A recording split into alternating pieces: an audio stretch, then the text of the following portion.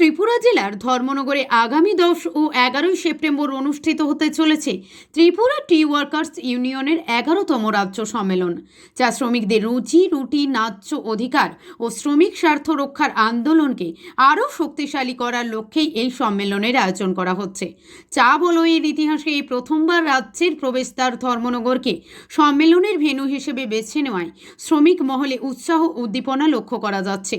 রবিবার ধর্মনগর স্থিত সিপিআইএম মহকুমা কার্যালয়ে সম্মেলন উপলক্ষে এক প্রস্তুতি সভা অনুষ্ঠিত হয়। সভায় সভাপতিত্ব করেন সিআইটিইউ ধর্মনগর মহকুমা সভাপতি নিরঞ্জন দেবনাথ।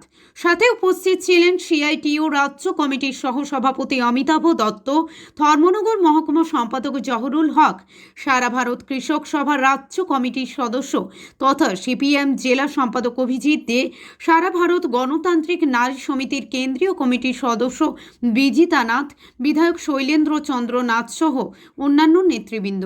সভায় বক্তারা চা শ্রমিকদের অধিকার আদায়ে সংগঠিত আন্দোলনের প্রয়োজনীয়তার ওপর গুরুত্ব আরোপ করেন। পাশাপাশি শ্রেণী ঐক্যকে আরও সুদৃঢ় করে শ্রমিক স্বার্থ রক্ষার সংগ্রামকে নতুন উচ্চতায় নিয়ে যাওয়ার আহ্বান জানান। সম্মেলন সফল করতে সর্বস্তরের শ্রমিকদের সক্রিয় অংশগ্রহণ নিশ্চিত করারও ডাক দেওয়া হয়। ধর্মনগর প্রতিনিধি রিপোর্ট, প্রতিদিন ত্রিপুরা। 10 এবং 11 সেপ্টেম্বর ত্রিপুরা টি ওয়ার্কার্স ইউনিয়নের 11তম ত্রিপুরা রাজ্য সম্মেলন ধর্মনগরে অনুষ্ঠিত হতে যাচ্ছে।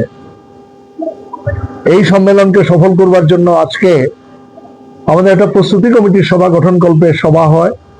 প্রত্যেকটি শ্রেণী, গণসংগঠন, রাজনৈতিক নেতৃত্ব এবং নাগরিক সমাজের প্রতিনিধিদের উপস্থিতিতে এই সভা হয়। এই সভা থেকে 115 জনের একটা প্রস্তুতি কমিটি গঠন করা হয়, 13টি সাব কমিটি গঠন করা হয়। এছাড়াও কমরেড ইসলাম উদ্দিনকে চেয়ারম্যান করে কমরেড রতন রায় এবং কমরেড জহরুলকে যুগ্ম আহ্বায়ক করে আমাদের এই প্রস্তুতি কমিটি গঠন করা হয়।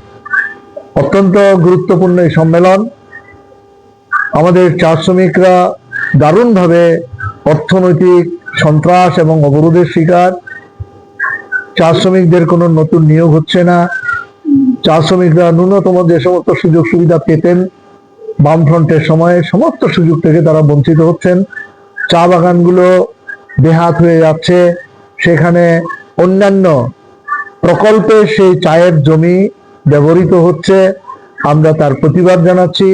আগামী দিনে চা শ্রমিকদের জীবন জীবিকা রক্ষার জন্য এই সম্মেলন থেকেই আমরা বেশ কিছু রাজনৈতিক, সাংগঠনিক এবং আন্দোলন কর্মসূচি গ্রহণ করব। আমরা সব অংশের মানুষের সার্বিক সহযোগিতা চাইছি এই সম্মেলনকে সফল করে তোলার জন্য।